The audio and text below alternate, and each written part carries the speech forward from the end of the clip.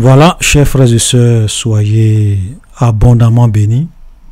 C'est une grande joie pour nous d'être avec vous encore en ce jour.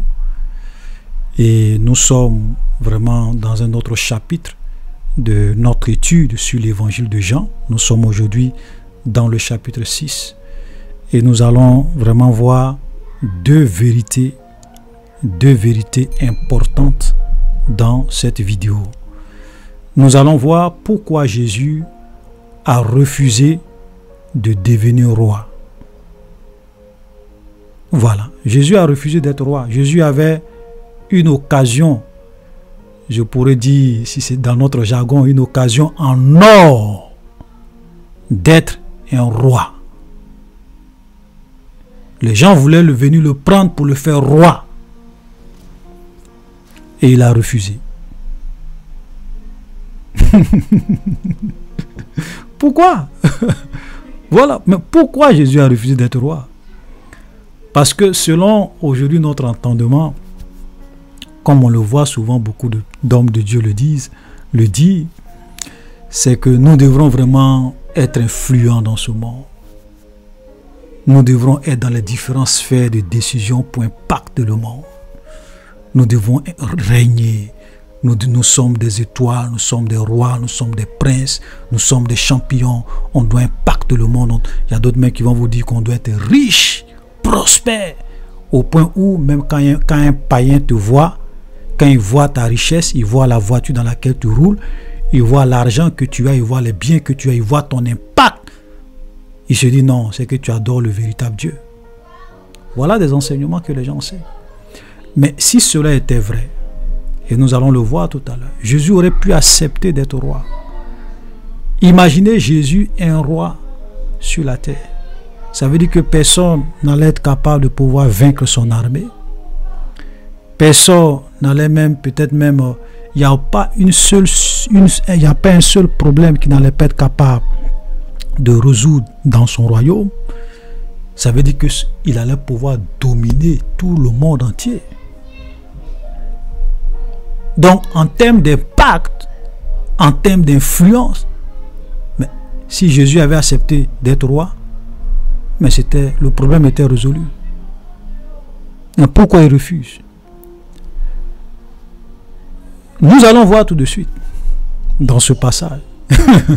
Donc, juste pour vous dire que il y a beaucoup de choses que les gens enseignent aujourd'hui. Ce ne sont pas des enseignements bibliques.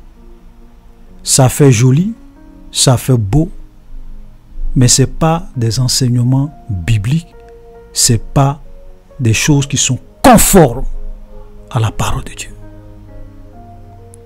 Et c'est pour cela que beaucoup de chrétiens, parce qu'ils écoutent des messages, parce qu'ils écoutent des gens qui leur enseignent des doctrines pernicieuses, ils sont détruits. Parce que Jésus a été clair, il a dit, vous connaîtrez la vérité et la vérité vous affranchira. Amen. Donc nous allons voir, et le deuxième point que nous allons voir, bien sûr, c'est quoi faire l'œuvre de Dieu? Parce que les gens vont poser cette question-là à Jésus, ils vont lui dire, que devons-nous faire pour faire l'œuvre de Dieu? Et Jésus va donner une réponse extraordinaire que nous allons analyser. Amen. Donc n'oubliez pas, voilà, de mettre des likes, de mettre des j'aime, de partager nos vidéos, de vous abonner aussi en cliquant la cloche pour que vous soyez notifiés lorsque nous publions de nouvelles vidéos. Voilà, parce que souvent les gens s'abonnent, mais ils ne cliquent pas la cloche de notification. Donc ça fait que souvent quand les nouvelles vidéos sortent, ils ne savent pas. Ok, voilà, donc assurez-vous que vous êtes abonné et que vous avez réellement activé la cloche de notification pour être notifié de toutes nos nouvelles vidéos que nous allons publier. Voilà. Et n'hésitez pas aussi à poser des questions. Donc si vous avez des préoccupations sur ce que nous disons, qu'il y a des parties que vous ne comprenez pas bien, posez vos questions. Et dans les vidéos, dans la vidéo prochaine, on va essayer de commencer cette vidéo en répondant à vos préoccupations et à vos interrogations. Voilà. Donc nous sommes dans le chapitre 6 de Jean. Après, verset 1, après cela, Jésus s'en alla de l'autre côté de la mer de Galilée, de Tibériade. Une grande foule le suivait parce qu'elle voyait les miracles qu'il opérait sur les malades. Jésus monta sur la montagne, ok, et là, il s'assit avec ses disciples. Bon, je vais essayer de résumer, parce que si on veut lire tout le texte, ça serait un peu long. Ici, dans le verset 1 jusqu'au verset 15, nous voyons vraiment un miracle que Jésus va opérer, que nous appelons généralement le miracle de la multiplication du pain. Donc Jésus va prendre deux poissons et 5 pains et il va opérer un miracle. Il va multiplier la nourriture et les gens vont manger, ils vont être rassasiés. Et regardez, le verset 14, il est dit, ces gens ayant vu le miracle que Jésus avait fait, disaient, celui-ci est vraiment le prophète qui doit venir dans le monde. C'est-à-dire qu'ils étaient tellement étonnés parce qu'ils n'ont jamais vu un tel miracle. Comment quelqu'un peut être capable de multiplier la nourriture et tout le monde va manger et être rassasié? On n'a jamais vu ça.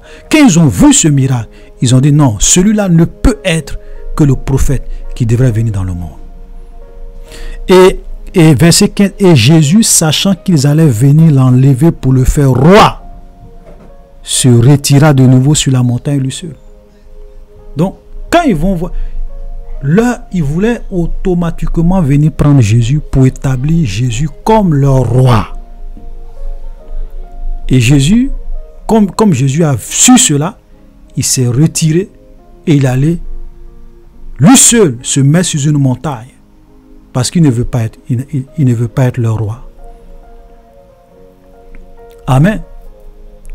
Donc la question que nous pouvons nous poser, c'est que pourquoi Jésus a refusé une telle occasion en or d'être roi? Et comme je le disais en introduction, s'il avait accepté cela, il allait avoir une armée invincible. Il allait avoir un royaume qui allait attirer tout le monde à lui. C'est-à-dire qu'en termes d'impact et d'influence, son royaume allait pratiquement s'étendre sur toute la terre. Parce que personne n'allait être capable de vaincre son royaume, de vaincre son armée. Parce qu'il est le roi des rois et le seigneur des seigneurs. Mais pourquoi Jésus a refusé d'impacter le monde, d'influencer le monde, d'avoir une domination mondiale sur le monde? Parce que si Jésus était roi, son royaume allait balayer l'Empire romain et s'imposer sur toute la terre. Pourquoi? Frère, parce que le royaume de Jésus n'est pas de ce monde. Et il le fait clairement savoir lorsque nous lisons Jean chapitre 18, le verset 36. Ça, c'était devant Pilate. Regardez ce que Jésus va dire à Pilate. Verset 36. Mon royaume n'est pas de ce monde. Répondit Jésus. Si mon royaume était de ce monde, mes serviteurs auraient combattu pour moi, afin que je ne fusse pas livré aux Juifs. Mais maintenant, mon royaume n'est point d'ici-bas. Donc Jésus est en train de faire comprendre à Pilate que, écoute, si moi, en tant que roi, les gens ont pu m'attraper pour me livrer entre tes mains, c'est pour une simple raison. C'est parce que mon royaume n'est pas de ce monde. Mon royaume n'est pas d'ici-bas. Mon royaume n'est pas de la terre. Frère, voilà une vérité fondamentale que chaque chrétien a réellement besoin de comprendre pour ne pas vivre dans l'illusion et accepter des messages qui ne sont pas de Dieu. Frères, nous ne sommes pas dans ce monde pour être des présidents, pour être des rois, pour être des gens qui vont impacter ce monde, comme les gens le pensent, pour être des gens qui vont réellement dominer ce monde, influencer ce monde, amener à un bouleversement des valeurs sociales de ce monde. Frère, ce n'est pas possible. Parce que Jésus a été clair, il a dit son royaume n'est pas de ce monde. Et la Bible, et qu'est-ce que la Bible nous dit? Dans 1 Jean, le chapitre 5, le verset 13, voilà ce que la Bible nous dit. Nous savons que nous sommes de Dieu et que le monde entier est sous la puissance du malin. Frère, vous comprenez? Le monde entier, ça dit que peut-être qu'il y a des gens qui vont dire non, c'est juste une partie du monde qui est sous le contrôle du diable. La Bible dit le monde dans toute son entièreté est sous la puissance du malin, est sous la puissance du diable. C'est pour cela que tous ceux qui vous promettent et qui vous chantent impact, influence, dominer le monde, régner sur ce monde, briller comme des étoiles, faire ceci, cela, ils sont en train de vous vendre des illusions. Si le roi lui-même dit que son royaume n'est pas de ce monde, comment nous qui sommes ses sujets, nous pouvons penser un seul instant que notre royaume est de ce monde et que nous pouvons changer. Ce monde est sous la puissance du diable. C'est pour cela que ce sont les fils du diable, entre guillemets, les fils spirituels du diable qui règnent sur ce monde. Les francs-maçons, les mystiques, les sorciers, les Illuminati, ce sont eux qui gouvernent et qui dirigent ce monde. Ce n'est pas des chrétiens. Même si tu veux, il faut être député, il faut être ministre, tu ne vas pas changer. L'ordre des choses tel qu'établi par Dieu dans sa grande science, tu ne pourras rien arrêter. L'Antichrist va venir. Il aura, comme je l'ai dit dans plusieurs de mes vidéos, la formation d'un gouvernement mondial avec à sa tête le fils de la malédiction. Tout ça, ça fait partie des prophéties qui sont déjà écrites. On ne peut pas changer. Alléluia. Donc, chers frères et sœurs, arrêtons de vivre dans l'illusion. Tous ces gens qui viennent vous dire, un chrétien, en tant que chrétien, un chrétien doit être prospère, un chrétien doit être riche, un chrétien doit être ceci, cela, un chrétien doit impacter, un chrétien doit briller, nous sommes des étoiles. C'est ce que moi j'appelle, et nous appelons souvent l'évangile de prospérité. On vous vend des illusions.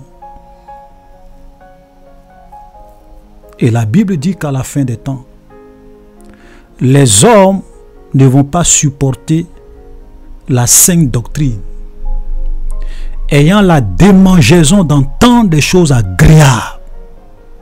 Ils se donneront une foule de docteurs qui vont leur enseigner des choses qu'ils ont envie d'entendre. C'est pour cela qu'à chaque fois, quand vous voyez ces gens-là venir prêcher ce que nous appelons la prospérité, l'élévation, la gloire, la richesse, vous voyez, les gens sont contents, ça crie, ça acclame.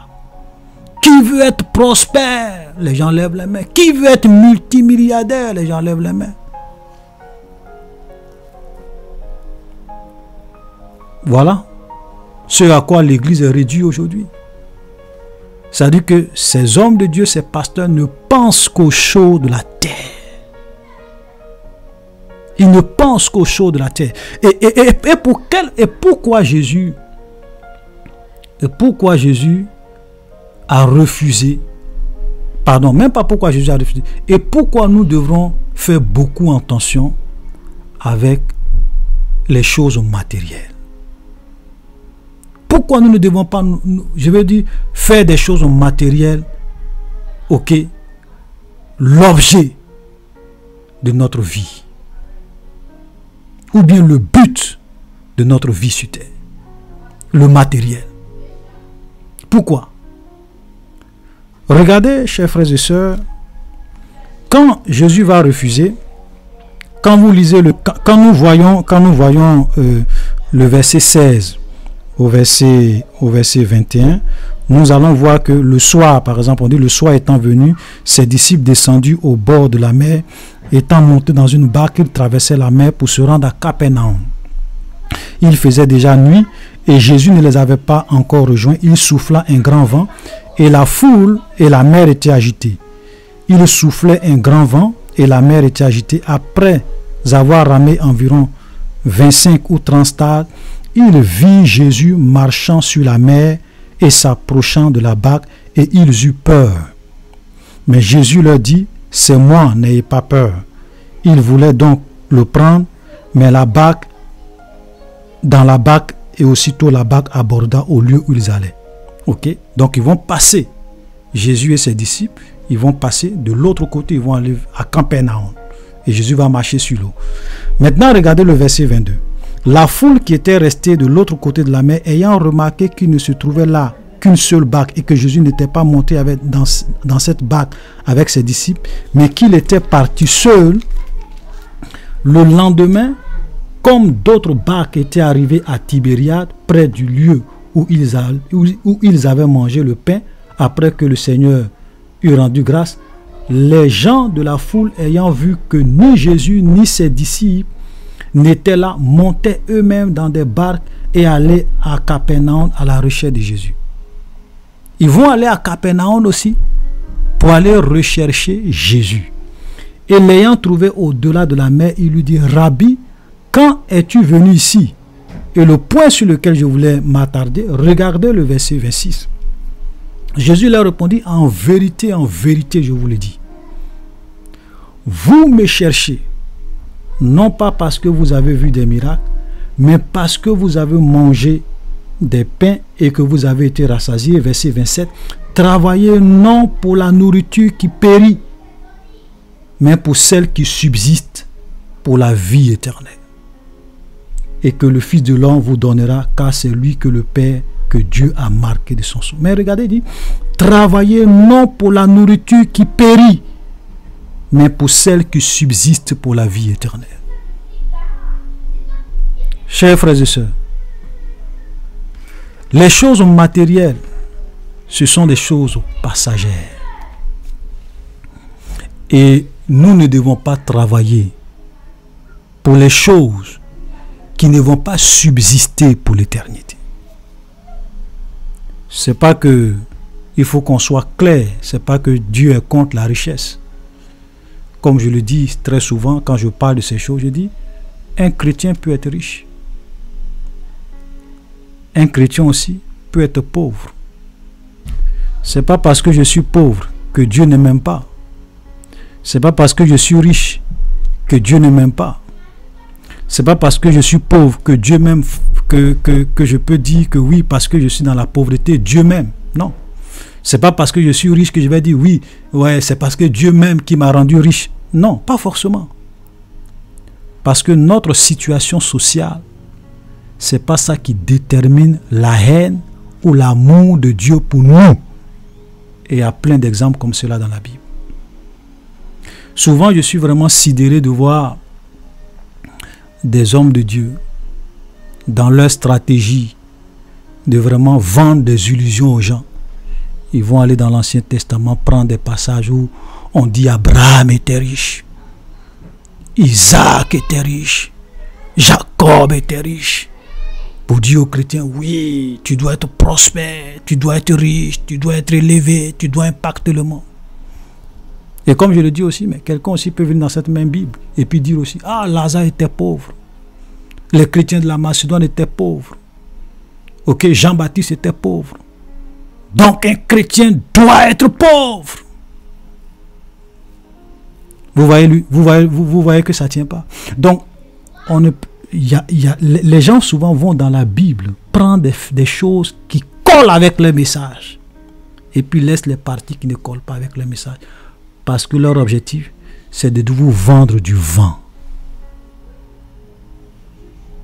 Et beaucoup de personnes n'ont pas le discernement. Voilà.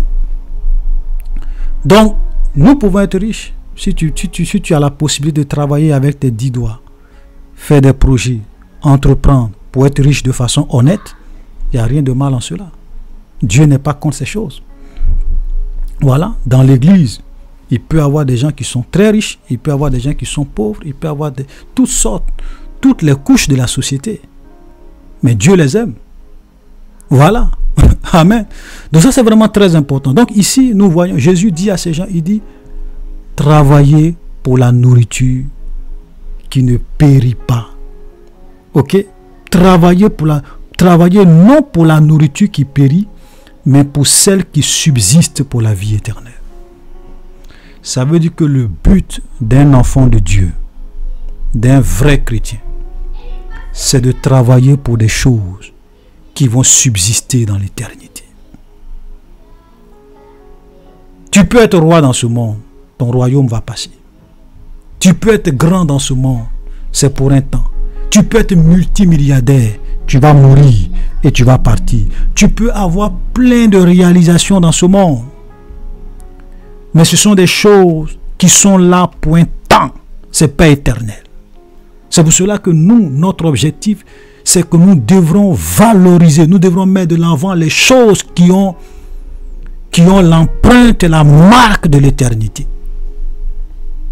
Nous devrons accorder de l'importance à ce qui va nous permettre un jour, nous les chrétiens, d'être dans l'éternité avec Jésus.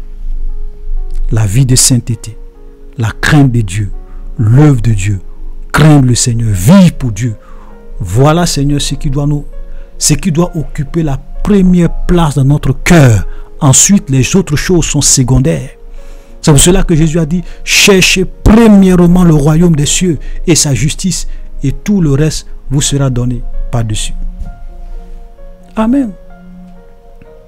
Donc notre priorité, ce n'est pas les choses de la terre, ce n'est pas l'argent, ce n'est pas être dans les différentes sphères de la société pour impacter le monde. De toutes les façons, ce monde ira de mal en pire parce que ce monde est sous la puissance du diable.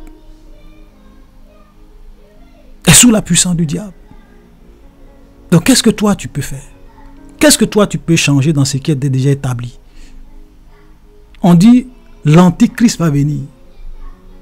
Donc pour que l'antichrist arrive là, il faut que tous les domaines, il faut que toutes les sphères de la société soient contrôlées par les agents du diable.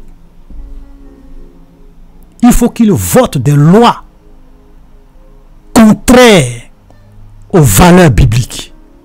Parce que le diable est contre les valeurs bibliques. C'est pour cela que vous voyez que dans beaucoup de pays, les gens sont en train de voter des lois. Toi-même, quand tu regardes ces choses, tu te dis, mais comment des hommes peuvent voter de telles lois? Ça fait partie du programme pour que l'antichrist prenne le pouvoir. Donc, qu'est-ce qu'on veut changer dans ça? Frères, travaillons pour la nourriture qui ne va pas périr et qui va subsister pour l'éternité. Travaillons à notre salut. Créons Dieu et sortons des illusions. Sortons des illusions. Je vais même vous lire d'autres passages. Ok? 1 Jean chapitre 3 nous dit quoi? 1 Jean chapitre 3 le verset 2. Ça c'est l'apôtre Jean qui parle. Bien-aimés, nous sommes maintenant enfants de Dieu et ce que nous serons n'a pas encore été manifesté. Mais nous savons que lorsque cela sera manifesté, nous serons semblables à lui parce que nous le verrons tel qu'il est. Verset 3. Quiconque a cette espérance en lui se purifie comme lui-même est pur. Tu vois, Jean dit que nous sommes enfants de Dieu. Il n'y a pas de doute sur ça. Mais notre statut d'enfant de Dieu, cela n'est pas encore visible, cela n'est pas encore manifesté. Mais lorsque cela sera manifesté, nous serons semblables à lui, parce que nous le verrons tel qu'il est. En un mot, nos statuts d'enfants de Dieu, nos statuts de fils de Dieu, nos statuts de roi, nos statuts de princesse va être manifesté lorsque Jésus viendra, parce que nous le verrons tel qu'il est. Et nous allons revêtir des corps de gloire. Mais avant que cela n'arrive, nous vivons comme tout le monde. Nous sommes des étrangers et des voyageurs sur la terre. Ok, 1 Pierre chapitre 2, le verset 11 nous dit, bien-aimés, je vous exhorte comme étrangers et voyageurs sur la terre à vous abstenir des convoitises charnelles qui font la guerre à l'âme. Nous sommes des étrangers et des voyageurs sur la terre. Frère, voilà la vérité. Donc comment des étrangers et des voyageurs sur la terre veulent se comporter comme les rois de la terre, comme les propriétaires de la terre, comme les gouverneurs de la terre, comme des gens qui vont impacter la terre. Ça n'a pas de sens. Notre royaume arrive, c'est pas maintenant. Notre règne arrive, c'est pas maintenant. Notre influence arrive, c'est pas maintenant. Frère, voilà la vérité. Donc il faut vraiment qu'on fasse beaucoup attention avec le type, parce que le type d'évangélisation, le type de message que les gens prêchent aujourd'hui, ça pousse les gens à se détourner de ce qui est essentiel et à focaliser leur aspiration, leur attention, leur objectif, leur but sur les choses de la terre, sur l'argent, sur la prospérité, sur les biens de ce monde. Voilà, c'est pour cela que moi je ne supporte toujours pas quand je vais dans une église et que je me rends compte que les gens mettent l'accent sur les choses de la terre, sur les choses de ce monde, sur les biens de ce monde, sur la prospérité de ce monde, sur la richesse de ce monde. On fait de ça une fixation. Tout le message tourne autour de ça. Et petit à petit, quand c'est comme ça, votre amour pour Dieu se détourne et se porte maintenant vers les choses de ce monde. Parce que Jésus a dit qu'il y a 2 maîtres dans ce monde. Il a dit, vous ne pouvez pas servir les 2 maîtres. Vous ne pouvez pas servir Dieu et maman. Voilà les 2 maîtres. Il n'a pas dit Dieu et Satan, parce qu'aucun chrétien ne peut dire ne peut servir Satan en âme et conscience. Mais l'argent, c'est quelque chose de légitime. Maman, les richesses, c'est quelque chose de légitime. Et souvent, quand tu ne fais pas attention, tu peux penser que tu sais Dieu, mais en réalité, dans ton langage, dans ton cœur, dans ta pensée, même quand tu dors, tu penses à maman. Tu penses à la richesse, à la prospérité, à l'élévation, aux choses de la terre. Tu peux ne même pas te rendre compte. Mais en réalité, tu penses, tu crois pouvoir servir Dieu. Mais quand Dieu regarde ton cœur, tu es un serviteur de maman.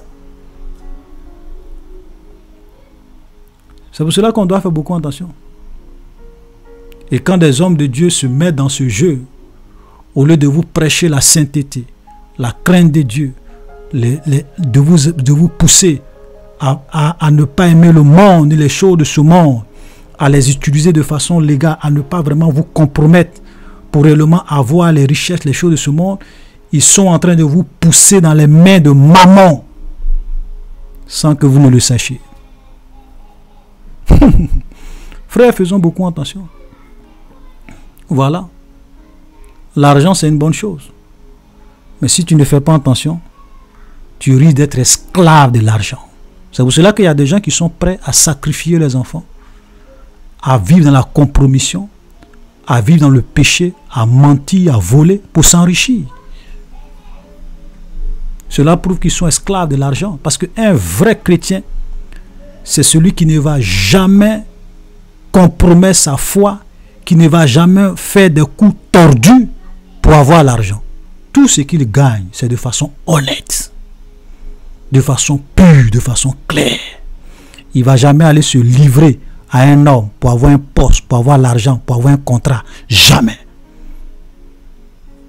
Parce que son royaume n'est pas de ce monde. Alléluia. Voilà. Donc, il faut vraiment qu'on comprenne. Donc voilà, tous ces messages d'impact de ceci. Jésus a refusé d'être roi. Il a refusé d'être roi. Alléluia. Donc nous allons avancer rapidement. Verset 28. Il lui dit, que devons-nous faire pour faire l'œuvre de Dieu? Voilà une question importante que souvent on se pose. Qu'est-ce qu'on doit faire pour faire l'œuvre de Dieu? Comment je peux moi aussi faire l'œuvre de Dieu? Comment je peux contribuer à l'œuvre de Dieu? Comment je peux servir Dieu? Comment je peux faire l'œuvre de Dieu? Que devons-nous faire pour faire l'œuvre de Dieu? La réponse de Jésus au verset 29, Jésus leur répondit, l'œuvre de Dieu, c'est que vous croyez en celui qui l'a envoyé. Voilà la réponse que Jésus va leur donner. Il dit, tout ce que vous appelez l'œuvre de Dieu, l'œuvre de Dieu, l'œuvre de Dieu là, c'est que l'œuvre de Dieu, c'est que vous croyez en celui qui l'a envoyé. Cela veut dire que, frère, même si quelqu'un, un païen, va vider tout son compte bancaire pour venir construire une église, pour venir faire des offrandes, pour venir faire des choses pour Dieu, c'est zéro. C'est zéro. Pourquoi? Parce que l'œuvre de Dieu, c'est que nous croyons d'abord en celui qui l'a envoyé. En dehors de ça, il n'y a pas œuvre de Dieu. Vous comprenez? Donc l'œuvre de Dieu, c'est croire en celui qui l'a envoyé. Et croire, ça veut dire quoi? Ça ne veut pas dire croire en l'existence de Dieu, ou bien croire en l'existence de celui qui l'a envoyé. Ça, c'est l'une des erreurs que beaucoup de personnes font. Ils pensent que quand on dit croire en Dieu, ça veut dire que croire que Dieu existe, croire que Jésus est mort pour eux à la croix. Frère, je vais vous lire un verset pour vous dire que ce n'est pas ça croire. Quand nous lisons Jacques chapitre 2, le verset 19, il dit, tu crois qu'il y a un seul Dieu? Tu fais bien. Les démons le croient aussi. Et ils tremblent. C'est-à-dire que si c'est croire en l'existence de Dieu, là, même les démons croient en l'existence de Dieu. Si c'est croire en l'existence de Jésus, croire pour croire, les démons croient en Jésus, croient en Jésus. Mais la Bible dit qu'ils tremblent parce qu'ils savent qu'ils sont condamnés sans voir l'enfer. Vous comprenez? Voilà. Parce qu'il y a des gens qui disent, ah, moi je crois en Jésus, je crois en Jésus, je crois en Dieu. Mais ça veut dire quoi, croire en Dieu? Croire en quelqu'un, ça veut dire que tout ce que la personne te dit de faire, c'est ce que tu fais. Tu mets en pratique sa parole. Tu mets en pratique sa parole. Si Jésus te dit, vous devriez être saints car je suis saint, toi aussi tu mènes une vie de sainteté. Si Jésus te dit que l'adultère n'est pas une bonne chose, abandonne. Tu abandonnes parce que Jésus a parlé. Si Jésus te dit que le mensonge est une mauvaise chose, tu abandonnes. C'est ça croire en Dieu. C'est-à-dire que écouter la parole de Dieu et mettre cette parole en pratique. C'est ça qu'on dit tu crois en quelqu'un. Sinon, si tu dis que tu crois en quelqu'un, puis quand la personne te dit va à gauche, tu vas à droite, en quoi est-ce que tu crois en la personne? Même les démons aussi croient en Dieu. Mais ils ne font pas ce que Dieu veut. Vous comprenez? Donc c'est ça l'œuvre de Dieu. C'est-à-dire que l'œuvre de Dieu, c'est réellement croire en Jésus. Croire en l'œuvre qu'il est venu accomplir et mener une vie conforme à sa parole. Et quand ce Dieu te dit, mon fils, je t'ai appelé à être prophète, tu te soumets à sa volonté. Je t'ai appelé à être évangéliste pour annoncer ma parole. Tu t'engages. Je t'ai appelé à réellement aider les veuves et les orphelins. Tu t'engages parce que tu crois en lui, donc tu obéis au plan qu'il a tracé pour ta vie. C'est ça, frère, faire l'œuvre de Dieu. C'est très important. Hein? Il y a des gens souvent qui pensent que c'est quand ils vont venir donner l'argent à Dieu que Dieu sera content d'eux. Il y a des gens qui pensent que c'est lorsqu'ils vont vraiment donner tous les mois 10% de leur salaire. Là, ils sont en train de faire l'œuvre de Dieu. C'est important de soutenir les ministères. C'est important de faire des offrandes. C'est important de faire des dons. C'est important de contribuer à l'œuvre de Dieu. Mais si tu fais tout ça et que ta vie n'est pas une vie qui est conforme à la parole de Jésus, c'est zéro. C'est zéro. Personne ne peut corrompre Dieu par son argent. Personne ne peut corrompre Dieu par les milliards qu'il apporte à l'église. C'est impossible. Tout ce que Dieu lui-même dit, tout ce que la terre a, tout ce que la terre renferme, c'est pour moi. Si j'avais faim, j'allais venir prendre ce qui m'appartient sans demander à quelqu'un. Voilà. Donc nous devons faire attention. Frère, tous ceux qui veulent savoir comment ils doivent servir Dieu, la première, j'ai déjà même fait une vidéo là-dessus, la première manière, ou bien le premier pas pour dire que tu es en train de faire l'œuvre de Dieu, c'est que tu dois conformer ta vie à la parole de Dieu. Tu dois croire en Jésus et obéir à tout ce que Jésus a enseigné dans sa parole. En ce moment-là, tu es en train de faire l'œuvre de Dieu. Et Dieu pourra par la suite utiliser, comme peut-être pour faire d'autres choses, d'autres services pour lui, être peut-être un pasteur, un prophète, voilà, ou bien soutenir son œuvre, faire ceci, voilà. Mais si tu n'as pas cru en celui qui l'a envoyé, il ne faut pas penser que tu es en train de faire l'œuvre de Dieu. Tu es en train de perdre ton temps. Et beaucoup de personnes, c'est malheureux de le dire, sont dans les églises. Ils croient qu'ils sont en train de servir Dieu. Ils croient qu'ils sont en train de faire l'œuvre de Dieu.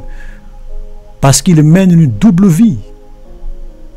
Parce qu'ils ne croient pas en Jésus. Parce qu'ils ne mettent pas en pratique sa parole. Ils ne se rendent pas compte que quand Dieu est en train de... C'est-à-dire que si je prends une image dans le cahier de Dieu où il y a la liste de tous ceux qui font son œuvre, leur nom n'est pas là-bas. Frère, dans le cahier où il y a le nom de tous ceux qui font l'œuvre de Dieu,